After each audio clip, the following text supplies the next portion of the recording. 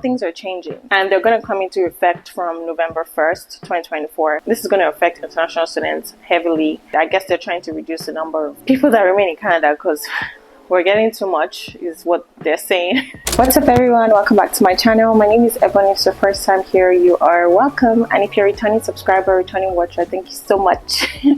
I know I've been away for like a month or two. I missed you guys. I think there's no excuse. I think I just needed a break. I was just busy with work and some other stuff, and I was just tired. I needed to relax. Actually, it wasn't, as always, it wasn't intended to be like a month or two, and at some point I was even considering coming back to YouTube, but I still get comments on like some videos, and I guess I was just reminded on the reason I started the channel in the first place, which was to help people trying to immigrate to Canada and just share stuff that's meaningful for people watching me. But anyway, long story short, I would say I'm back, but let's see how it goes.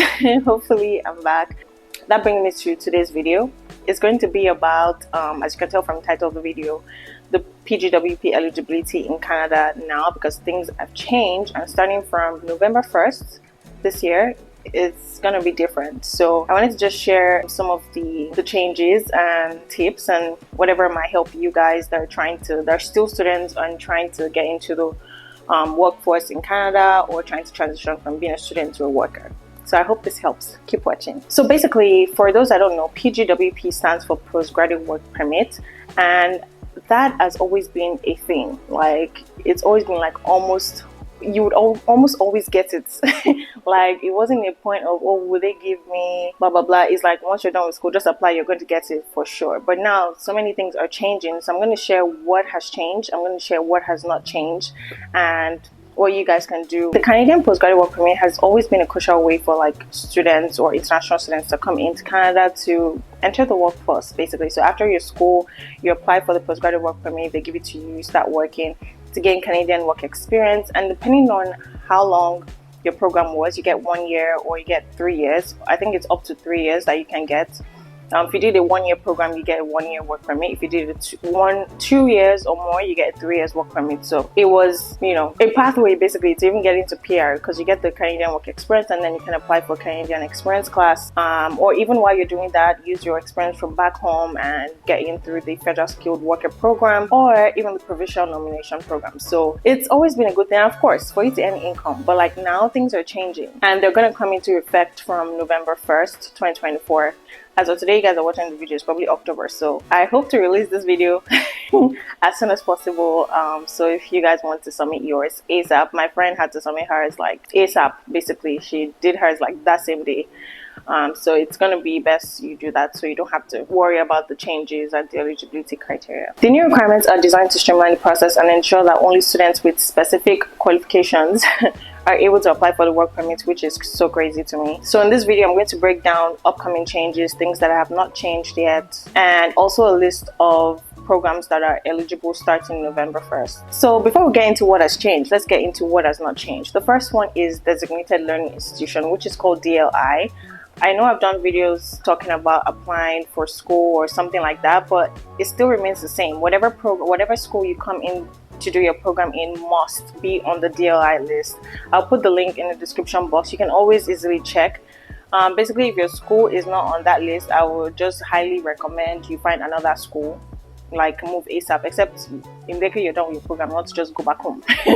But if you intend to stay, your school has to still be on that list. Regardless of the changes happening, that's still a constant there. So I'm going to put a link in the description box so you can just quickly do a rundown and check if your school is on that list. The second thing is physical presence. So it's always been a thing. If you're schooling here in Canada, or you're doing a program in Canada in one of the schools, and you want to apply for postgraduate work permit, you must have stayed or lived, like, you must have spent tangible amount of time in Canada, like during the program, basically. I think they only made exceptions back then in 2020 because, the pandemic. But you have to spend, like, you have to be going to school, you have to be present in Canada while you're doing your school, if that makes sense. One thing to note is that this doesn't affect existing applications. This will only affect applications submitted from November 1st, 2024. So if you can, that's why I'm saying present. If you can submit it before October 30th, that would be like fantastic. You won't have to worry about like the changes, which I'm going to talk about now. The major thing right now is if you're submitting after November 1st or from November 1st onward, you have to take an English test, which is so crazy to me because that was never a thing. You had to take an English test. And depending on if you did a university program or you're doing a college program, the CLB language requirement is different. So I'm just going to read from here because I don't want to misread. So for university graduates with a bachelor's or master's or doctoral degree, you must achieve a minimum of CLB 7 in all the language areas, which is reading, listening, writing, and speaking. And this is both for French and English. So whether you're doing the English test or you're doing the French test, your CLB must be 7 in all the 4 languages. So I guess the minimum is 7. Yeah, that's the minimum. The minimum is 7 for all the languages. For college, if you did a college program or any other program, the language requirement is a minimum of CLB 5 in all of the language areas. So that's, like I said, in reading, writing, listening, and speaking. So that's the major difference. And also, I think if you're submitting after November 1st, if you're doing a university program, I don't think there is a field of study requirement. Otherwise, if you're doing a college program, then yes, you would need to have studied from an eligible field of study, which is so crazy. And it's not a really robust list. For example, business programs are not even there, which, yeah, that's really not fair. So basically, as part of the new changes, the language proficiency is a very critical factor, a huge factor. Like I said, if it's a university program, I think the minimum is CLB 7 in all the areas, the language areas, while if it's a college program, then CLB 5 is a minimum that you must get in all the language areas. And then another major change is, so essentially they will need you to test your skills on reading, listening, writing, and speaking, which is like the same test that you do if you're trying to apply for PR. In Canada, which is either CELPIP or IELTS or the French one. I forget what the name is. I'll probably put it on screen if I remember. So if you're very proficient in French, you can do the French exam. If it's English, typically it's IELTS or CELPIP. I think I did a video a long time ago on like my experience with the CELPIP test. I did the CELPIP back then when I was trying to apply for my PR program. And to me, it was easy. So I'll link the video up here for you guys to watch. If not, if you guys want me to do an updated one, you can, put it in the comment section and I'll try to do that. But yeah, those tips might help you as well. That's if you have to submit after, if you have to submit from November 1st and above. Something else to note is that language tests must be not more than 2 years ago. So I think if you already have a language test that you did, so maybe you're still maybe you were applying for your PR simultaneously and you already did your English test, then I don't think you would need to do another one, especially if it's still valid within 2 years. If the test result is more than 2 years old, then you have to do it again. If it's less than 2 years old, then you can use your existing, language test, which is not so bad. That's if you've done it before. If not, you have to pay to do it right now. So like I said, the language test that you can do is CELPIP. You would have to do the CELPIP General, not the CELPIP for, I don't remember the other name for the other one, but that's for like if you're applying to a school, not that one. So make sure you choose the CELPIP General. And if you're doing IELTS as well, you do the IELTS General. So that's typically for immigration purposes. So make sure you're choosing that when you get to the website to book the test. Don't go and do the wrong test. That's that's a pain because they won't accept that one. So let's move to the next biggest update, which is the field of study. So now they've put in an eligible field of study. So if basically your program that you're doing doesn't fit into any of these, you won't be eligible to get the postgraduate work permit in Canada. And I mean, I kind of get why they're doing it. It just really sucks.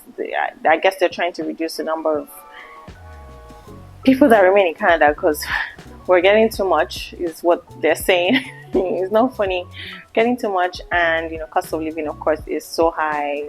It's a lot, if that makes sense. But yeah, there's eligible fields of study. So now the new PGWP rules introduce specific field of study requirements for some programs, and that basically kind of aligns with the long-term shortage areas that they're looking for. So this list that they put out are basically what's going to benefit them in long term in the coming years. So if your study program falls under any of the categories, you are eligible. Otherwise, you won't be eligible. So there are 5 major categories. So there's healthcare, which of course is like always needed, always necessary. There's also STEM. So STEM is science, technology, engineering, and maths occupations, trade occupations, transport occupations, and agriculture and agri-food occupations as well. So those are the 5. Of course, it's a long list. These are the occupations, so they put them in these categories, and you'd have to check.